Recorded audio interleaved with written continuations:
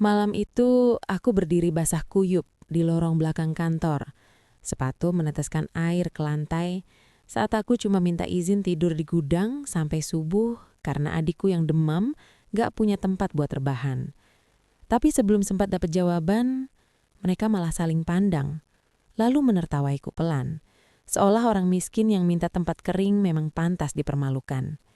Pak Darto bahkan menatapku dari atas ke bawah sambil berkata, kerjaannya OB, mintanya kayak keluarga pemilik gedung. Dan entah kenapa kalimat itu lebih sakit daripada hujan yang dari tadi nempel di badan. Kalau kamu pernah ada di posisi ini, kamu pasti tahu rasanya. Saat harga dirimu seperti diinjak hanya karena hidupmu lagi susah. Aku masih berusaha berdiri tenang, padahal di dalam dada rasanya campur aduk antara malu, marah, dan takut. Karena Rani masih nunggu di warung dalam keadaan menggigil. Yang paling menusuk justru bukan hinaannya, tapi cara mereka melihatku seperti beban yang salah masuk ke tempat orang-orang penting. Lalu di tengah suasana itu, CEO kami tiba-tiba berhenti di ujung lorong, menatapku lama tanpa bicara, dan sejak detik itu, aku sadar malam itu bukan cuma tentang permintaan numpang tidur. Namaku Rangga, umur 27 tahun, kerja sebagai OB di kantor properti yang kelihatannya mewah. Tapi orang-orang di dalamnya sering lebih dingin dari lantai marmer yang tiap hari kupel. Sejak ibu meninggal, aku hidup sama adikku Rani. Dan malam itu, kami sama-sama nggak punya tempat aman buat pulang. Sebelum aku lanjut, bantu subscribe dulu ya. Karena cerita ini mungkin bakal bikin kamu mikir, kadang yang paling capek bukan badan, tapi harga diri yang dipaksa tahan terus. Hujan masih deras, ujung bajuku basah, dan pesan dari Bu Sari masuk lagi, bilang Rani mulai menggigil di warung. Aku tetap nyapu sambil pura-pura tenang, tapi saat staf keuangan lewat dan berbisik, jangan-jangan dia memang cari alasan buat numpang. Dadaku langsung sesak. Saat itulah aku sadar, malam ini bukan cuma soal minta tempat tidur. Sekitar jam 9 malam, kantor mulai sepi. Lampu lorong belakang masih menyala putih dingin, memantul di lantai yang baru kupel, sementara suara hujan di luar terdengar makin rapat seperti sengaja menekan kepala. Aku sudah beberapa kali menatap ponsel, berharap ada kabar baik dari Bu Sari. Tapi yang masuk justru pesan singkat kalau Rani mulai menggigil dan terus tanya aku masih lama atau tidak. Di situ aku tahu, kalau malam ini aku pulang tanpa kepastian, aku bukan cuma bawa badan capek, tapi juga adik yang sakit ke tempat yang bahkan tidak bisa lagi kami sebut rumah. Aku berdiri cukup lama di dekat meja keamanan belakang sebelum akhirnya memberanikan diri bicara ke Pak Darto. Dia lagi duduk santai sambil memainkan korek api di tangan, kakinya selonjor, seolah tidak ada satupun hal di dunia yang cukup penting untuk mengganggunya. Aku bicara pelan, hampir seperti orang yang sudah tahu dirinya mungkin akan ditolak. Pak, kalau saya sama adik saya numpang tidur di gudang sampai subuh, boleh nggak? Cuma malam ini saja. Pak Darto tidak langsung jawab. Dia justru menatapku dulu dari kepala sampai kaki, berhenti di ujung sepatu kerjaku yang basah dan sedikit terbuka di sisi depan. Tatapan seperti itu aneh, karena tidak perlu teriak untuk bikin orang merasa rendah. Belum sempat suasana tenang, Reza dari bagian keuangan lewat sambil membawa map, lalu tertawa kecil waktu dengar permintaanku. Wah, berani juga. Besok sekalian minta kamar direktur, Rangga, katanya. Nadanya ringan tapi sengaja cukup keras supaya orang lain dengar. Aku mencoba tetap tenang, walau tenggorokanku mulai terasa kering. Enggak, Pak. Saya cuma butuh tempat kering buat adik saya istirahat, jawabku. Tapi Reza malah melirik Pak Darto dan berkata, kalau dibolehin sekali, nanti semua orang susah masuk bawa alasan. Kantor ini bisa jadi tempat singgah. Kalimatnya dibungkus senyum. Tapi itu justru yang bikin panas. Seolah hidup susah itu bukan keadaan, melainkan kebiasaan memalukan yang harus dijauhkan dari gedung mewah. Pak Darto akhirnya bersandar dan mengusap dagunya pelan. Rangga, kerjaan kamu itu bersihin kantor, bukan tinggal di dalamnya. Jangan karena dikasih seragam, kamu lupa batas. Ucapannya datar, tapi nusuknya dalam. Lalu dia menambahkan sambil menatap lurus ke mataku. Orang miskin paling bahaya kalau mulai merasa pantas. Aku diam beberapa detik. Rasanya seperti ada sesuatu yang turun pelan ke dada, berat, panas, lalu menetap di sana. Yang paling menyakitkan bukan cuma hinaannya, tapi karena aku sedang berdiri meminta tolong bukan untuk gaya-gayaan, bukan untuk kenyamanan, melainkan untuk Rani yang lagi demam dan belum makan sejak sore. Tapi di mata mereka, semua itu tetap terdengar seperti aku sedang cari celah. Aku sempat menggenggam gagang sapu begitu kuat sampai telapak tanganku sakit sendiri. Ada dorongan untuk pergi saat itu juga. Ambil tas, jemput Rani, lalu tidur di mana saja yang penting jauh dari tatapan mereka. Tapi di saat yang sama, ada rasa sesak yang bikin kakiku berat. Kalau kamu pernah di posisi ini, mungkin kamu paham.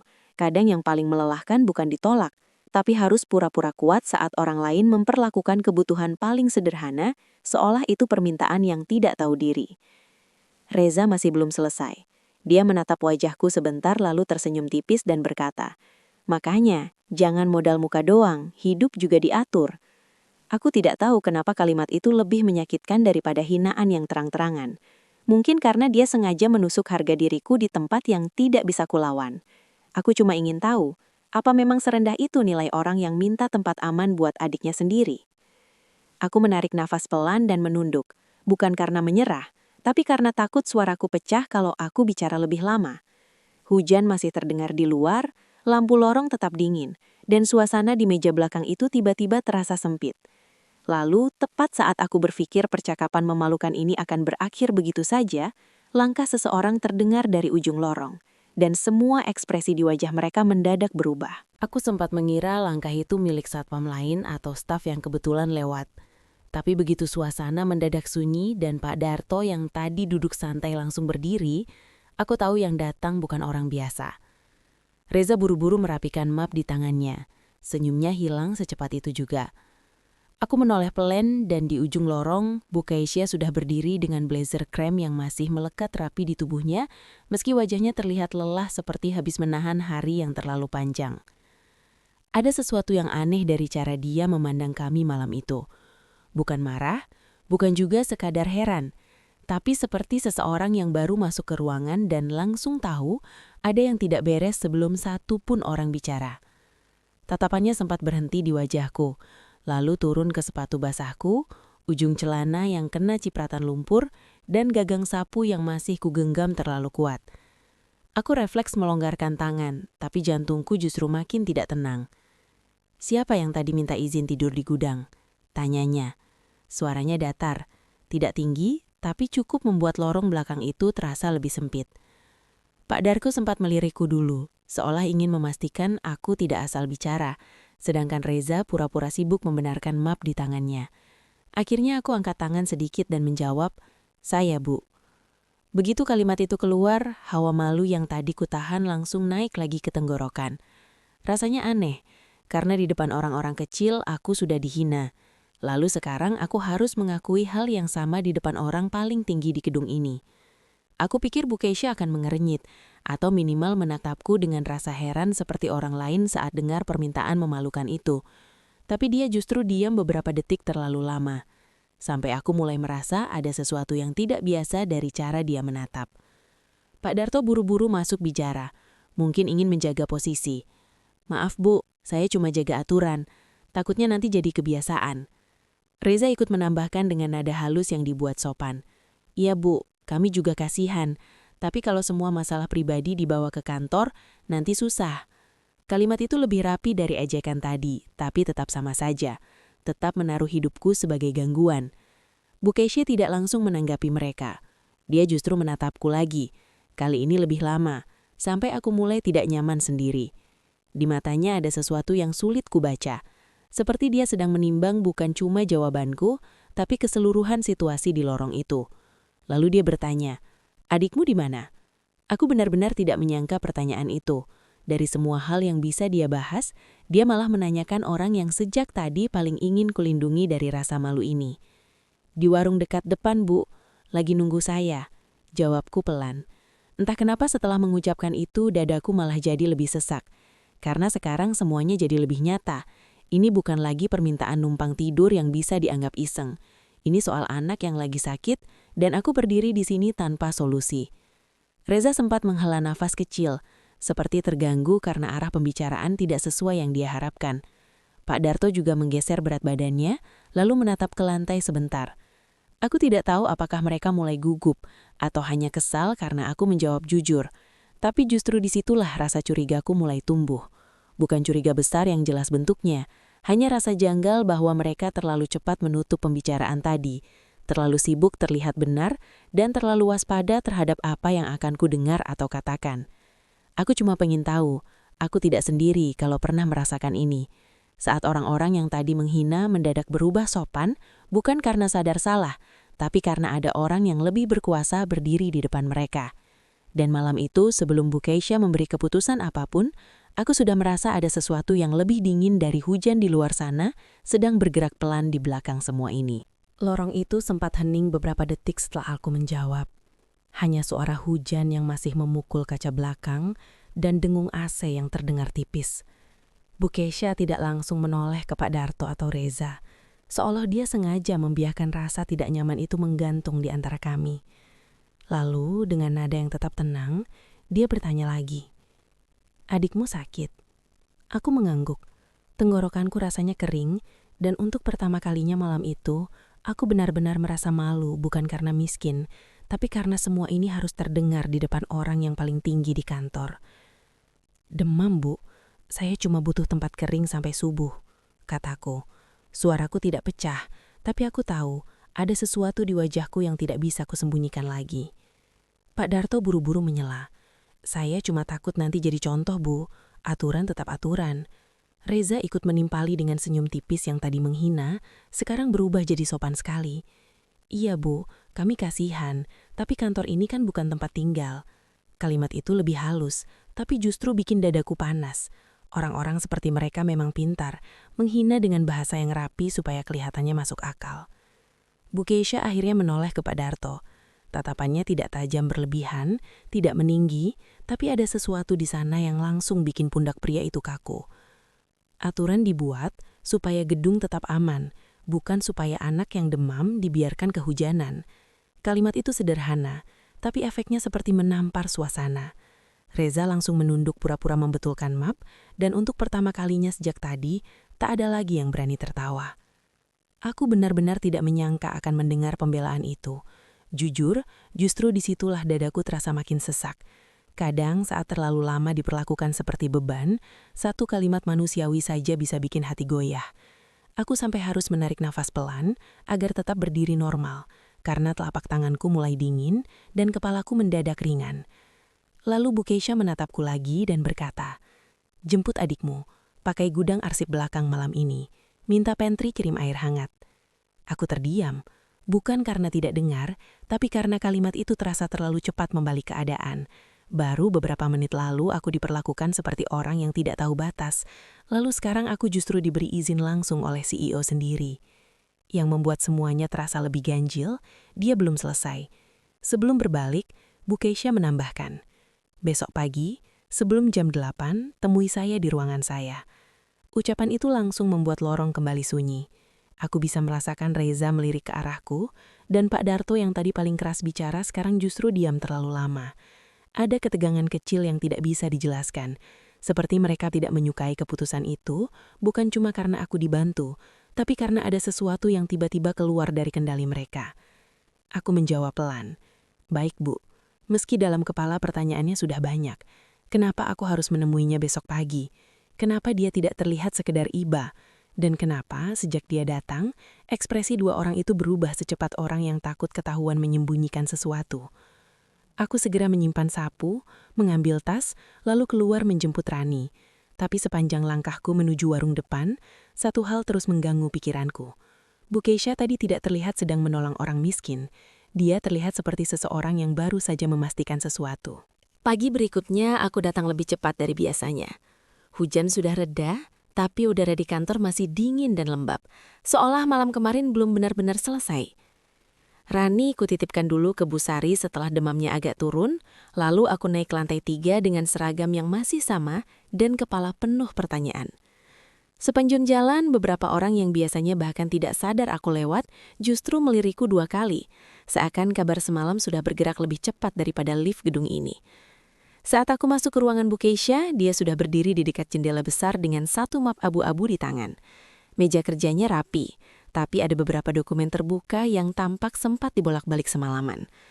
Dia tidak mempersilahkanku duduk dulu, dia hanya menatapku sebentar, lalu bertanya, "Semalam setelah adikmu tidur, kamu tetap di gudang arsip belakang?" Nadanya tenang, tapi terlalu terarah untuk disebut pertanyaan biasa. Aku mengangguk pelan. Di situ aku mulai merasa ada sesuatu yang jauh lebih besar dari urusan belas kasihan. Bu Keisha melangkah mendekati meja, membuka map abu-abu itu, lalu bertanya lagi. "Kamu lihat ada orang masuk ke area arsip setelah jam kerja?" Jantungku langsung seperti ditarik. Bukan karena aku mau bohong, tapi karena tiba-tiba aku sadar kejadian semalam yang kupikir sepele, mungkin ternyata bukan sepele sama sekali. Aku menarik nafas sebentar sebelum menjawab. "Saya dengar pintu samping kebuka, Bu. Waktu itu saya nggak keluar, takut ketahuan numpang di sana. Tapi dari selarak saya sempat lihat Pak Darto sama Pak Reza masuk. Mereka ngomong pelan, terus saya lihat ada map merah dibungkus plastik hitam. Setelah kalimat itu keluar, ruangan mendadak terasa lebih sunyi. Bahkan dengung AC pun seperti terdengar lebih jelas. Bu Keisha tidak terlihat kaget, tapi rahangnya mengeras tipis.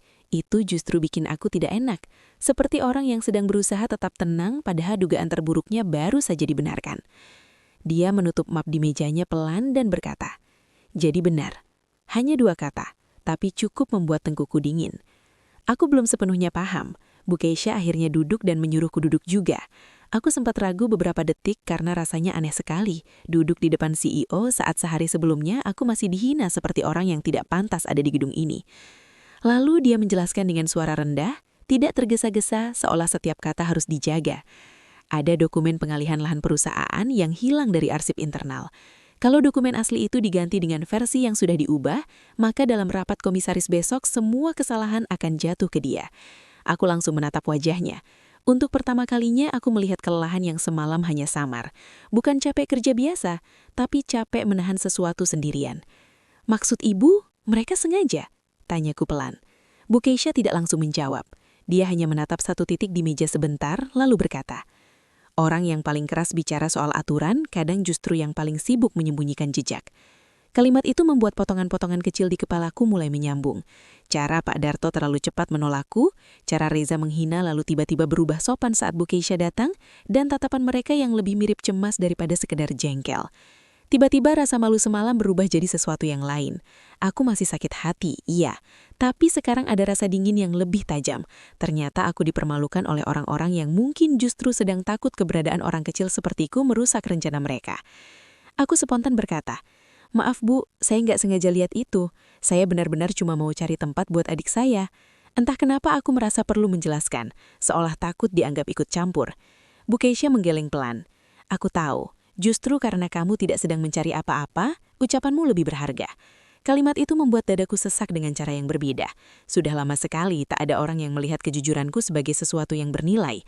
Tapi rasa lega itu tidak bertahan lama, karena begitu aku sadar namaku sekarang tersangkut dalam sesuatu yang menyentuh rapat komisaris, dokumen perusahaan, dan orang-orang yang sejak awal tidak segan menginjak harga diriku, satu pikiran langsung muncul di kepala.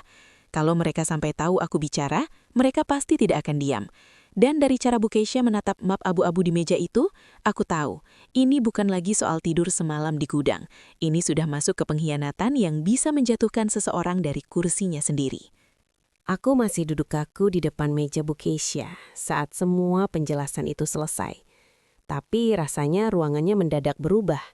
Bukan karena perabotnya atau pemandangan gedung-gedung dari balik kaca, melainkan karena untuk pertama kalinya dalam hidupku di kantor itu, aku tidak diperlakukan seperti orang yang cuma lewat untuk mengangkat galon dan membersihkan noda. Bu Keisha menutup map abu-abu itu, lalu menatapku lurus. "Kamu tahu kenapa aku langsung percaya ucapanmu?" tanyanya. Aku menggeleng. Jujur saja itu juga pertanyaan yang sejak tadi berputar di kepalaku. Di tempat seperti ini, orang sepertiku biasanya jadi pihak terakhir yang didengar. Bahkan semalam, sebelum dia datang, satu permintaanku untuk tempat kering saja sudah dianggap seperti aku sedang mencuri hak orang lain. Tapi Bu Keisha justru berkata pelan, Karena orang yang benar-benar sedang bertahan hidup biasanya tidak sempat menyusun kebohongan serapi orang yang sedang berebut kuasa. Aku diam cukup lama setelah mendengar itu. Kalimatnya tidak terdengar seperti pujian, tapi entah kenapa justru lebih menyentuh dari apapun yang pernah kudengar selama bekerja di sini. Ada rasa panas di dada yang bukan marah, bukan juga malu, melainkan sesuatu yang hampir mirip dihargai. Dan mungkin buat orang lain itu hal kecil, tapi buat orang yang tiap hari lebih sering dipanggil hanya saat ada yang kotor, didengar dengan serius bisa terasa seperti dunia bergeser sedikit. Bu Keisha lalu memintaku melihat beberapa lembar dokumen di meja. Aku tidak paham semua istilah hukum dan angka-angka di sana, tapi dari nada suaranya, aku tahu ini bukan kesalahan kecil. Ada tanda tangan yang dipindah, ada halaman yang tidak sinkron, ada tanggal yang janggal. Kalau versi ini lolos di rapat komisaris besok, semua akan terlihat seolah saya yang menyetujui pengalihan itu, katanya. Wajahnya tetap tenang, tapi jemarinya yang menahan kertas terlihat menegang tipis. Aku mendadak sadar betapa mudahnya seseorang dijatuhkan di tempat seperti ini. Bukan dengan bentakan atau adu fisik, tapi dengan dokumen, celah, dan orang-orang yang pura-pura setia. Yang membuatku makin tidak nyaman, orang yang semalam paling keras menyinggung aturan justru berdiri di tengah permainan seperti ini. Rasa sakit hati yang tadinya pribadi berubah menjadi kemarahan yang lebih dingin. Ternyata aku tidak dipermalukan hanya karena miskin. Aku dipermalukan karena keberadaanku semalam mengganggu sesuatu yang ingin mereka sembunyikan. Bu Keisha menyandarkan punggung sebentar, lalu berkata, "Kadang orang meremehkan sapu, lap, dan gudang karena mereka pikir yang penting cuma ruang rapat dan tanda tangan. Padahal justru di tempat yang dianggap rendah itu, jejak paling jujur sering tertinggal." Kalimat itu langsung nancep di kepalaku. Ada sesuatu yang terasa balik arah di sana. Selama ini gudang, lorong belakang, dan pekerjaan kecil selalu identik dengan orang-orang seperti aku, tempat yang dianggap tak penting. Tapi di mulut Bu Keisha, semua itu mendadak punya arti lain. Aku menunduk sebentar, bukan karena minder, tapi karena dadaku terlalu penuh. Untuk pertama kalinya, hal-hal yang selama ini dipakai untuk merendahkan aku justru terdengar seperti kekuatan. Kalau kamu pernah hidup cukup lama dalam posisi rendah, kamu pasti tahu betapa anehnya rasanya saat satu orang akhirnya melihat nilai dari hal yang selama ini cuma dijadikan alasan buat menghina. Namun rasa itu tidak datang sendirian. Bersamanya muncul ketegangan baru yang jauh lebih nyata. Karena kalau Bu Keisha percaya padaku, itu berarti orang lain bisa menganggapku ancaman. Aku mungkin masih OB dengan seragam yang sama. Tapi sejak pagi ini, aku bukan lagi orang yang sekedar numpang lewat di tengah masalah mereka. Aku sudah jadi saksi kecil di titik yang salah. Mungkin Bu Keisha menangkap kekhawatiranku, karena dia berkata lebih pelan. "Aku tidak akan memaksa kamu masuk lebih jauh kalau kamu tidak siap." Kalimat itu baik, tapi justru membuatku makin sadar bahwa pilihanku mulai punya bobot. Semalam aku cuma minta izin tidur di gudang. Sekarang aku duduk di ruang CEO, mendengar langsung bahwa ada orang dalam yang sedang mencoba menjatuhkannya. Perubahannya terlalu cepat, dan jujur saja aku belum sempat menyesuaikan napas. Aku menarik napas panjang lalu berkata, "Saya nggak tahu banyak soal dokumen, Bu. Tapi saya tahu semalam mereka kelihatan seperti orang yang takut dilihat." Bu Keisha menatapku beberapa detik, lalu mengangguk tipis. Tidak ada senyum besar, tidak ada kalimat dramatis. Tapi justru dari caranya mengangguk itu, aku merasa ada sesuatu yang benar-benar bergeser. Untuk pertama kalinya, ucapanku bukan dianggap suara gangguan, melainkan bagian dari sesuatu yang penting. Saat aku keluar dari ruangan itu, langkahku masih sama, seragamku masih sama, dan orang-orang di luar masih melihatku sebagai OB. Tapi di dalam diriku sendiri, ada satu hal yang tidak lagi sama. Malam tadi aku berdiri meminta tempat kering dengan rasa hina. Pagi ini aku keluar dari ruang CEO sambil membawa sesuatu yang lebih berat. Kesadaran bahwa orang yang dianggap paling bawah justru memegang potongan kebenaran yang tidak dimiliki siapapun. Dan sejak saat itu, aku tahu permainan mereka belum selesai. Setelah keluar dari ruangan Bu Keisha, aku sempat mengira semuanya akan langsung bergerak cepat. Kupikir dia akan memanggil audit, menegur Pak Darto, atau setidaknya membuat orang-orang yang terlibat mulai panik terang-terangan. Tapi justru yang terjadi sebaliknya. Hari itu kantor berjalan seperti biasa. Bahkan terlalu biasa sampai terasa ganjil. Telepon tetap berdering, printer tetap sibuk, dan orang-orang tetap lalu lalang dengan wajah kantor yang rapi, seolah tidak ada apa-apa yang sedang retak di dalamnya. Bu Kesha pun bersikap biasa. Dia menghadiri meeting singkat, menandatangani dokumen, dan sesekali keluar dari ruangannya dengan ekspresi yang tetap tenang. Kalau aku tidak tahu isi pembicaraan kami pagi tadi, mungkin aku juga akan mengira semuanya aman. Tapi justru di situ aku mulai paham. Diamnya dia bukan tanda kalah. Diamnya itu terasa seperti orang yang sedang membiarkan jebakan menutup pelan tanpa membuat suara. Aku kembali ke pekerjaan biasa, mendorong troli alat kebersihan dari satu lorong ke lorong lain. Namun sejak siang itu, setiap tatapan jadi terasa punya arti. Reza yang biasanya suka bicara setengah mengejek, kini malah terlalu ramah saat berpapasan. Dan itu justru membuatku lebih tidak nyaman. Senyum orang yang sedang menyembunyikan sesuatu memang beda. Tipis, kaku, dan seperti selalu siap berubah kalau situasi berbalik. Menjelang siang, aku berpapasan dengan Pak Darto di dekat pintu servis belakang. Dia berhenti sebentar, melirik ember dan lap di troli milikku, lalu berkata dengan nada santai yang dibuat-buat. "Semalam nyaman tidur di gudang?" Kalimat itu terdengar biasa, tapi ada sesuatu di caranya menahan senyum yang membuat tengkuku dingin. Aku menjawab pendek, "Alhamdulillah, adik saya nggak kehujanan."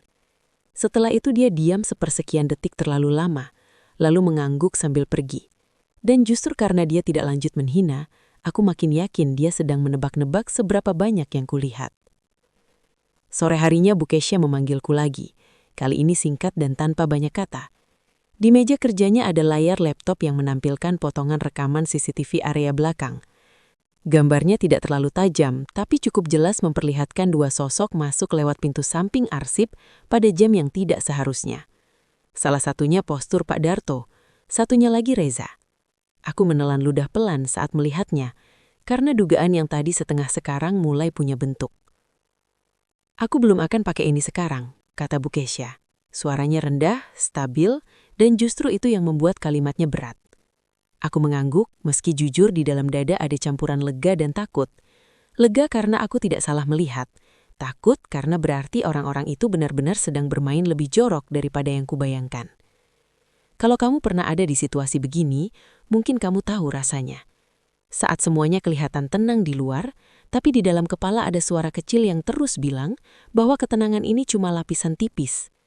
Aku tetap menyapu, tetap mengangkat sampah, tetap mengganti tisu toilet seperti hari-hari biasa. Tapi kini setiap langkah di lorong kantor terasa seperti melewati tempat yang menyimpan rahasia, dan aku ada tepat di tengah jalurnya. Menjelang pulang, suasana kantor justru makin tertib. Reza bahkan sempat terdengar bercanda dengan staf lain. Sementara Pak Darto kembali bicara soal prosedur keamanan seolah dia orang paling bersih di gedung ini. Melihat itu, aku sempat merasakan sesuatu yang pahit. Ternyata orang yang paling berbahaya memang sering bukan yang paling kasar, tapi yang paling tenang saat sedang menyembunyikan kebusukan. Namun dari semua hal yang kupelajari hari itu, yang paling membekas justru satu hal sederhana. Diam juga bisa jadi kekuatan. Bu Kesha tidak menyerang, tidak membela diri terburu-buru, dan tidak memberi kesempatan mereka menata alibi lebih rapi. Dia memilih menunggu. Dan entah kenapa, saat aku keluar dari ruangannya sore itu, aku mulai merasa besok bukan sekedar hari rapat biasa. Besok akan ada sesuatu yang dibuka, tapi belum jelas siapa yang paling siap menanggung malu saat waktunya tiba. Keesokan paginya, kantor terasa lebih rapi dari biasanya. Dan justru itu yang bikin suasananya menekan. Kursi ruang rapat komisaris sudah ditata lurus, gelas air berjajar rapi, dan aroma kopi dari pantry bercampur dengan dinginnya AC yang terlalu stabil. Aku tetap kerja seperti biasa, mendorong troli, membersihkan kaca pintu, dan pura-pura tidak memperhatikan siapa saja yang masuk. Tapi dari cara orang-orang berjalan lebih cepat dan bicara lebih pelan, aku tahu hari ini bukan hari biasa. Sejak pagi, Reza sengaja muncul di area yang dekat denganku. Bukan untuk kerja, tapi lebih seperti orang yang ingin memastikan sesuatu. Waktu aku sedang mengganti tisu di ruang tunggu samping, dia berdiri di ambang pintu dengan tangan di saku celana. lalu berkata sambil tersenyum tipis. Enak juga ya, sekali tidur di gudang langsung dekat sama atasan.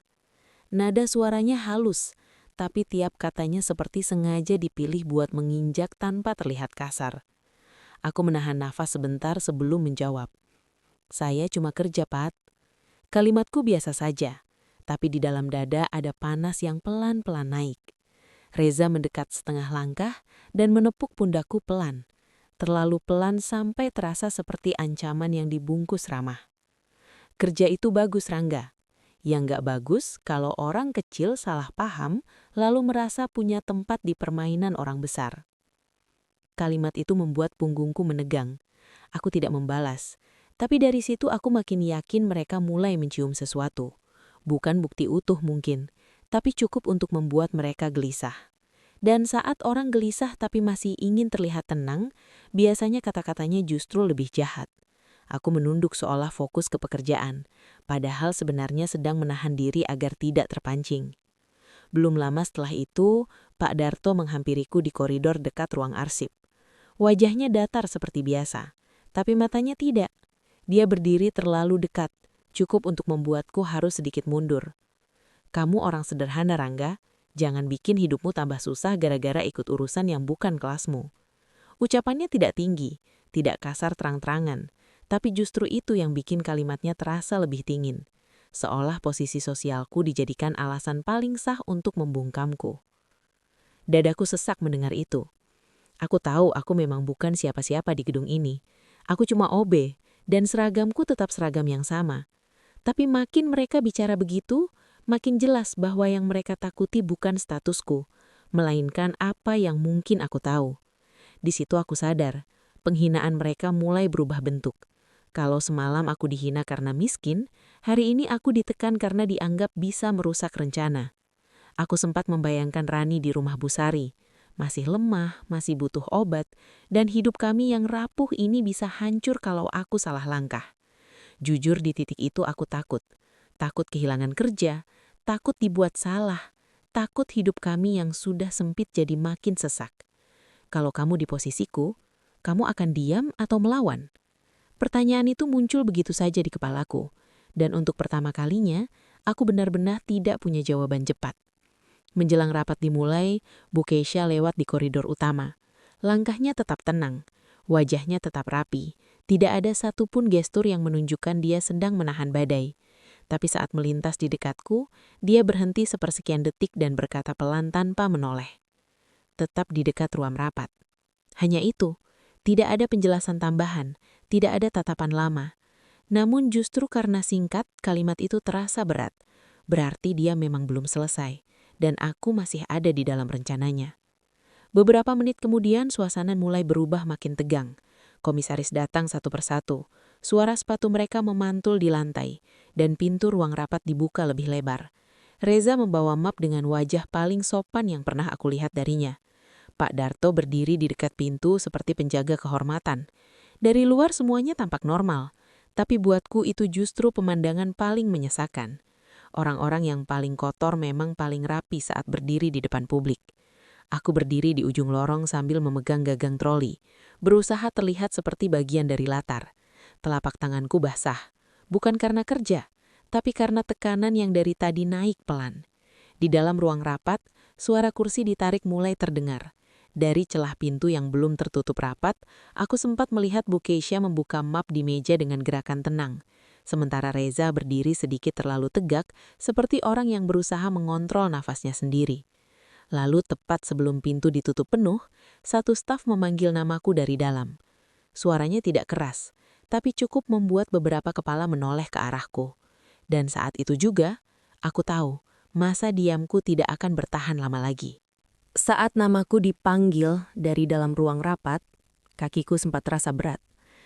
Bukan karena aku tidak mau masuk, tapi karena begitu melangkah ke sana, aku tidak akan lagi jadi orang yang bisa bersembunyi di balik troli dan seragam. Semua mata langsung menoleh waktu aku masuk. Di meja panjang itu duduk para komisaris, beberapa kepala divisi, Bu Keisha di ujung ruangan, lalu Reza dan Pak Darto di sisi kiri dengan wajah yang masih berusaha terlihat tenang. Hanya saja, ketenangan mereka kali ini terlalu dipaksa. Aku berdiri di dekat pintu dengan tangan rapat di depan badan. Udara ruangan dingin, tapi telapak tanganku basah. Bu Kesha menatapku sebentar, lalu berkata, "Rangga, ceritakan apa yang kamu lihat semalam di area arsip belakang." Suaranya tidak tinggi, tidak emosional, tapi justru itu yang membuat seluruh ruangan jadi makin sunyi. Tidak ada yang bergerak, bahkan suara AC pun seperti tiba-tiba terlalu jelas. Aku mulai bicara pelan, setenang yang bisa aku bisa. Aku ceritakan soal pintu samping arsip yang terbuka, soal 2 orang yang masuk saat aku dan Rani sedang numpang di gudang, soal map merah yang dibungkus plastik hitam, dan cara mereka berbicara pelan seolah tidak mau ada yang tahu. Semakin aku bicara, dada rasanya makin sesak. Karena untuk pertama kalinya, semua penghinaan yang kutelan semalam mulai punya arah. Bukan sekedar karena aku miskin, tapi karena mereka takut orang kecil seperti aku melihat hal yang tidak seharusnya terlihat. Reza langsung menyela sebelum aku selesai. Dia tertawa kecil, tapi tawanya kering. "Maaf Bu, kita sekarang mau percaya cerita OB yang tidur di gudang." Kalimat itu diucapkan sambil menatap aku dari ujung kepala sampai kaki, sama seperti tatapan yang biasa kupakai untuk diukur dan direndahkan. Beberapa orang di ruangan saling pandang, dan jujur, di detik itu, rasa malu sempat naik lagi. Penghinaan di depan publik memang selalu punya suara yang lebih keras. Namun Bu Kesha tidak membiarkannya berkembang. Dia menekan remote kecil di meja, lalu layar besar di ujung ruangan menyala. Rekaman CCTV muncul, hitam putih. Waktu tercetak jelas di sudut. Terlihat pintu samping arsip terbuka, lalu 2 sosok masuk dengan gerakan tergesa tapi berusaha tenang. Postur mereka terlalu familiar untuk dibantah. Ruangan mendadak sunyi total. Ada satu momen hening yang aneh, panjang dan berat, saat semua orang melihat layar, lalu perlahan menoleh ke arah Reza dan Pak Darto. Wajah Reza berubah duluan. Senyum tipisnya hilang, rahangnya menegang, dan jemarinya yang memegang map mulai kaku. Pak Darto yang biasanya paling berani bicara justru seperti kehilangan kalimat. Dia berdiri tegak, tapi matanya tidak lagi berani naik penuh. Di titik itu, aku merasakan sesuatu yang selama ini tidak pernah kubayangkan. Orang-orang yang kemarin menghina dan menekanku, kini dipandang dengan curiga oleh ruangan yang sama. Bu Kesha berdiri pelan dari kursinya. Gerakannya tenang, tidak meledak-ledak, tapi justru itu yang membuat suasana makin menekan. "Sejak awal kalian bukan sedang menjaga aturan," katanya sambil menatap mereka satu persatu. "Kalian sedang menutup jejak." Tak ada suara balasan. Reza membuka mulut seperti mau membantah, tapi kata-katanya tidak keluar utuh. Semua orang sudah lebih percaya pada layar daripada suaranya. Lalu Bu Kesha menoleh sedikit ke arahku, seolah memberi ruang pada semua yang selama ini kutahan. Aku menatap Reza dan Pak Darto bergantian. Dulu aku pikir kalau momen ini datang, aku akan marah, membalas semua penghinaan mereka dengan suara tinggi. Tapi anehnya, saat kebenaran sudah berdiri sendiri di depan semua orang, aku justru merasa tenang. Dan disitulah kalimat itu keluar dari mulutku. Jelas, pelan, tapi terdengar ke seluruh ruangan. "Aku tidak menghancurkanmu. Aku hanya membuka apa yang kamu sembunyikan." Setelah itu ruangan kembali hening. Hening yang kali ini bukan penuh takut, tapi penuh malu. Salah satu komisaris meminta dokumen asli dibawa masuk. Yang lain mulai bertanya dengan nada tajam. Reza mencoba bicara, tapi setiap kalimatnya terdengar makin panik. Pak Darto menunduk, keringat mulai terlihat di pelipisnya. Dan untuk pertama kalinya, aku melihat sendiri bagaimana orang yang selama ini merasa aman karena status dan seragamnya bisa runtuh hanya karena kebenaran ditaruh di depan banyak mata. Aku berdiri tetap di tempatku. Seragamku masih sama, posisiku masih orang kecil di gedung ini. Tapi entah kenapa, aku tidak lagi merasa kecil. Karena hari itu, di depan semua orang, yang paling memalukan ternyata bukan kemiskinanku, melainkan kebusukan mereka. Dan saat satu komisaris meminta security menahan keduanya untuk pemeriksaan internal, aku tahu satu babak sudah selesai. Tapi perasaan di dadaku belum benar-benar tenang. Masih ada satu hal yang harus kuselesaikan di dalam diriku sendiri setelah semua orang terdiam. Setelah rapat itu bubar, aku keluar ke lorong dengan langkah pelan. Suasana kantor masih sama. Lampu tetap terang, lantai tetap mengkilap, tapi rasanya ada sesuatu yang sudah bergeser permanen. Aku sempat berhenti di dekat kaca besar, menatap bayanganku sendiri dengan seragam OB yang dari tadi masih kupakai, lalu sadar satu hal sederhana. Yang berubah bukan bajuku, tapi cara aku memandang diriku sendiri. Selama ini aku terlalu sering diam karena merasa rendah. Padahal rendahnya posisi bukan berarti rendah juga harga diri. Beberapa menit kemudian, Bu Keisha menghampiriku. Wajahnya tidak lagi setegang tadi, meski matanya masih menyimpan lelah. Dia hanya berkata pelan, "Terima kasih sudah jujur." Kalimatnya singkat, tapi cukup membuat dadaku hangat dengan cara yang tenang. Aku mengangguk dan menjawab, "Saya cuma nggak mau terus dianggap kecil, Bu." Entah kenapa, setelah mengucapkan itu, beban yang dari semalam menempel di dada rasanya ikut luruh sedikit demi sedikit. Saat aku keluar dari gedung, udara sore terasa lebih ringan. Hujan sudah berhenti total, dan di ujung jalan aku melihat Rani duduk di warung dengan selimut tipis di bahunya, menungguku sambil memegang gelas teh hangat. Aku mendekat, mengusap kepalanya pelan, dan untuk pertama kalinya sejak semalam, aku bisa menarik nafas panjang tanpa rasa sesak. Mungkin hidup kami belum langsung mudah. Mungkin besok aku tetap harus kerja keras seperti biasa. Tapi setidaknya, hari itu aku belajar bahwa orang miskin bukan berarti boleh diperlakukan seenaknya. Kalau kamu pernah mengalami ini, mungkin kamu juga tahu. Kadang, balasan paling memuaskan bukan teriak paling keras, tapi saat kebenaran berdiri sendiri dan semua orang akhirnya melihat siapa yang sebenarnya kotor.